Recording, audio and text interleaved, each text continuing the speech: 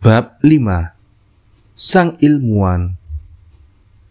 Andai saja Al-Kindi hanya menulis di bidang filsafat saja, kita tetap akan mengingatnya hari ini sebagai seorang cendekiawan. Namun, dia tidak berhenti hanya di bidang tersebut. Dia belajar lebih banyak lagi dan menjadi ahli di bidang alkimia, astronomi, matematika, fisika, dan pengobatan. Hanya sedikit orang zaman sekarang yang mampu menguasai begitu banyak bidang ilmu pada tingkat prestasi akademis yang demikian tinggi. Alkimia. Alkimia, pendahulu ilmu kimia, adalah ilmu yang mencoba mengubah logam menjadi emas, upaya untuk menemukan satu obat yang dapat menyembuhkan segala penyakit, dan pencarian cara untuk memperpanjang hidup manusia. Hal-hal yang tampaknya tak saling berhubungan itu disatukan di bawah istilah alkimia, suatu bidang ilmu yang sudah tidak ada lagi kini karena begitu banyak tujuannya yang dibuktikan mustahil tercapai oleh para ilmuwan atau belum mampu dilaksanakan dengan teknologi masa kini. Al-Kindi jauh melampaui generasinya dalam melihat permasalahan alkimia. Dia menulis setidaknya 2 makalah terkait ilmu tersebut. Itanbih ala al-khida al-kimiyain, peringatan terhadap penipuan ahli alkimia dan penyangkalan atas mereka yang mengaku bisa membuat emas dan perak. Meskipun sulit dipercaya kini, orang-orang di dunia kuno termasuk Cleopatra 69-30 sebelum Masehi dan ilmuwan di istananya percaya bahwa manusia dapat mengubah logam biasa seperti besi menjadi emas. Keinginan tersebut dapat dimaklumi mengingat nilai yang dimiliki emas dan perak pada masa itu bahkan hingga masa kini. Melalui penelitian sains, Al-Kindi mengetahui bahwa mengubah logam biasa menjadi emas itu mustahil. Astronomi. Al-Kindi menulis setidaknya 23 tulisan di bidang ilmu astronomi, dan dia menyebutkan bahwa pergerakan bintang dan planet dalam hasil karyanya yang lain, salah satunya di bidang metafisika.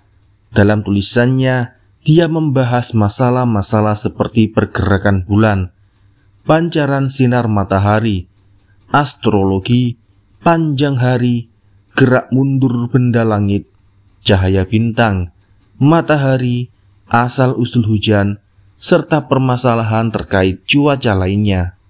Pada masa itu, cuaca dipelajari sebagai bagian astronomi. Awal mula ilmu astronomi. Orang Arab membantu mendirikan bidang ilmu astronomi sebagaimana yang kita kenal pada masa kini. Namun, latar belakang mereka mempelajari astronomi sangatlah berbeda dengan yang mendorong kebanyakan ahli astronomi di dunia barat.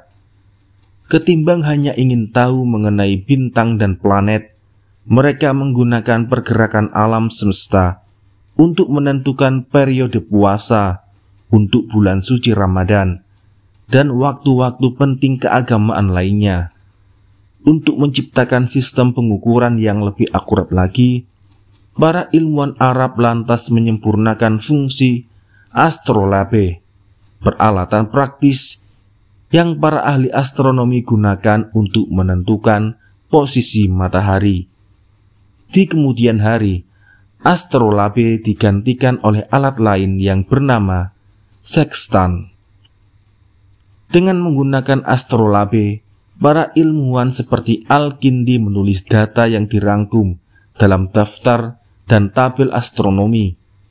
Pemerintah yang berkuasa mendukung penelitian semacam itu, terutama karena penting dalam bidang keagamaan. Maka mereka pun mengucurkan dana untuk membangun observatorium. 2 observatorium yang paling terkenal pada zaman pertengahan terletak di Palmyra dan Malaga. Mulanya pengukuran-pengukuran yang digunakan masih kasar dan tidak akurat.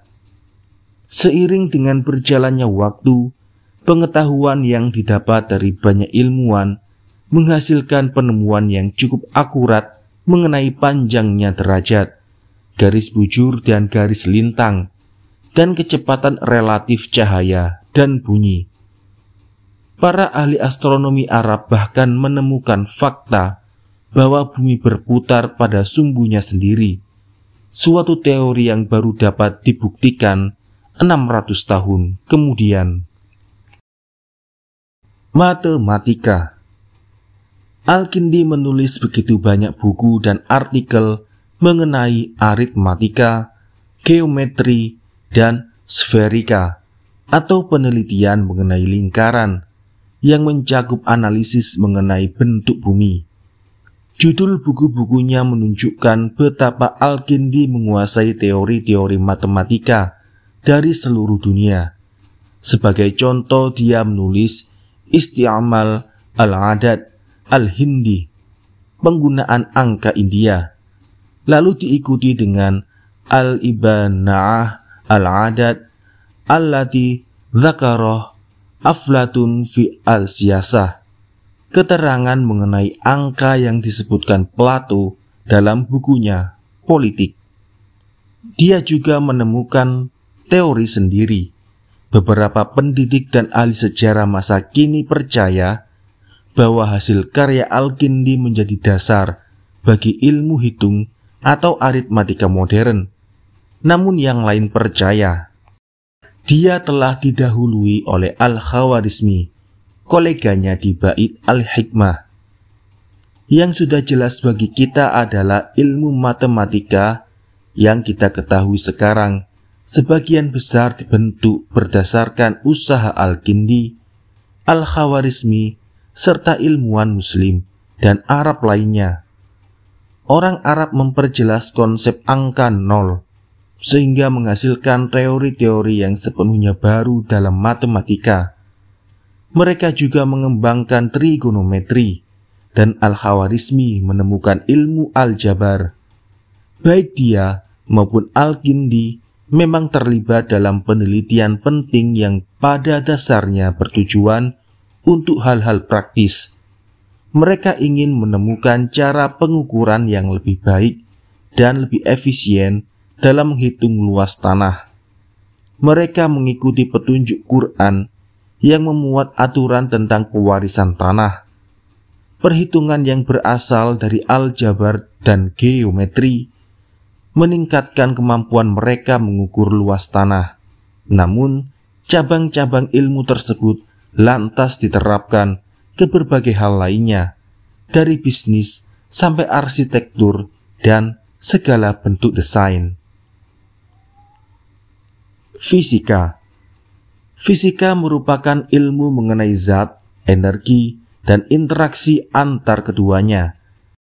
Hanya sedikit orang di dunia zaman dulu yang berpikir banyak mengenai fisika, kecuali dalam kaitan dengan metafisika, yang merupakan bagian filsafat yang membahas realitas, Tuhan, penciptaan, dan perkara terkait lainnya.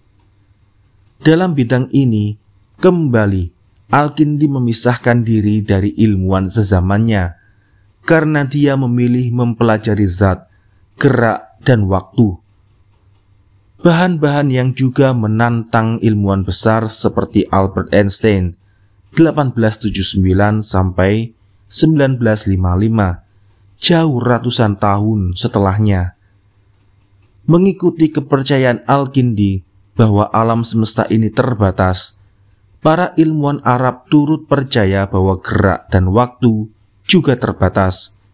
Dengan kata lain, dia memprediksikan bahwa gerak dan waktu yang berhubungan dengan benda atau peristiwa memiliki awal dan akhir tertentu. Dengan demikian, gerak dan waktu dapat diukur. Meskipun peralatan untuk mendapat pengukuran akurat belum ditemukan pada abad ke-9, Al-Kindi meramalkan sesuatu yang akan terjadi kemudian hari di bidang ilmu pengetahuan, ketika pengukur waktu dan metode perhitungan yang lebih baik akan ditemukan. Gagasannya bahwa para ilmuwan dapat mengukur sebagian besar hal di bumi, meluas ke penemuannya yang sangat berpengaruh di bidang pengobatan. Tak ada bukti yang mengemukakan bahwa Al-Kindi berpraktik sebagai dokter. Tapi itu adalah sesuatu yang mungkin, mengingat anekdot yang menceritakan bagaimana dia menyembuhkan seorang anak dengan musik. Dia juga menulis banyak buku terkait ilmu pengobatan. Beberapa hasil karyanya sudah ketinggalan zaman sekarang, namun tidak sepenuhnya karena kesalahan Al-Kindi. Dia terbatas pada pengamatan langsung terhadap pasien dan belum punya mikroskop. Pengetahuan mengenai kuman dan penemuan-penemuan lain yang baru ada sesudahnya. Tulisannya mengenai lendir contohnya. Buku tersebut berjudul Al-A'rad Al-Haditha min Al-Balgham wa Illah Mautal Fuja'ah, mengenai kejang akibat lendir dan penyebab kematian mendadak. Segala hal yang ada di dunia ini menarik minat Al-Kindi yang memiliki hasrat murni untuk menolong sesamanya. Dalam buku mengenai lendir itu, dia menganalisis kebiasaan para pasien yang menderita dengan rincian yang mengagumkan.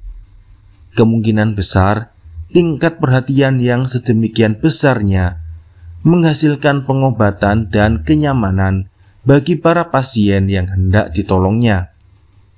Tak perlu dipertanyakan lagi, karya Al-Kindi yang paling penting di bidang pengobatan adalah yang berjudul Latin De Medicinum Compositarum Gradibus Investigandis Libellus, penyelidikan atas keampuhan campuran obat. Buku ini membahas posologi, suatu cabang ilmu pengobatan temuan Al-Kindi yang mempelajari dosis obat-obatan.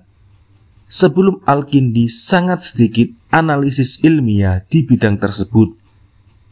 Di buku tersebut, dia memaparkan semua jenis obat-obatan yang digunakan para dokter dan penyembuh lain untuk menyembuhkan berbagai penyakit pada masa itu. Hampir seluruh obat-obatan bersumber dari tumbuhan alami. Tradisi itu terus berlanjut pada zaman pertengahan.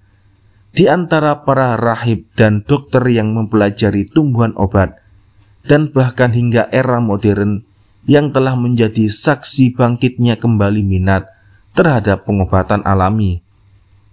Zaman dulu, besarnya takaran atau dosis untuk obat-obatan itu seperti permainan tebak-tebakan.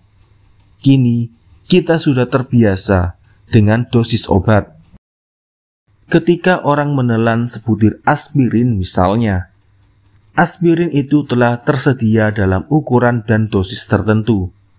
Ilmu pengobatan pada zaman Al-Kindi lebih seperti apa yang dipraktikkan oleh para herbalis Tiongkok sekarang. Mereka harus menakar bahan-bahan obat untuk setiap pasien. Sebelum Al-Kindi, seorang ilmuwan bernama Galenus 131-201 Masehi menciptakan metode pembagian obat berdasarkan tingkat kekuatannya. Tingkat-tingkat tersebut mengandalkan sifat yang seringkali yang abstrak seperti tingkat panas dan dingin, serta tingkat basah dan kering. Jika suatu obat dikelompokkan sebagai panas dan pasien perlu mengurangi tingkat panas, maka apoteker akan menambahkan bahan lainnya untuk membuat ramuan tersebut menjadi lebih dingin. Sistem itu membuat bingung banyak orang, dan hasil racikan obat tak pernah distandarkan hingga masa Al-Kindi. Menggunakan pembagian kesimpulan yang luar biasa, Al-Kindi menerapkan perhitungan matematika pada penelitian terdahulu mengenai tingkat panas. Dia menciptakan tabel yang mudah digunakan para apoteker dalam meracik obat. Jika suatu obat tidak seharusnya hangat ataupun dingin, maka dia harus mengandung satu bahan panas dan satu bahan dingin yang akan meredakan sifat panas. Bila yang diinginkan adalah panas tingkat pertama, maka ramuan obat haruslah terdiri atas 2 bagian panas dan 1 bagian dingin. Untuk mendapatkan panas tingkat kedua, tambahkan 3 bagian panas ke dalam 1 bagian dingin, dan lain sebagainya. Dengan mendokumentasikan dosis-dosis yang dapat diikuti siapapun, Al-Kindi menciptakan gebrakan revolusioner di bidang pengobatan. Obat-obatan kini dapat diracik sesuai dosis tertentu, hingga semua pasien dapat menerima dosis yang telah distandarkan.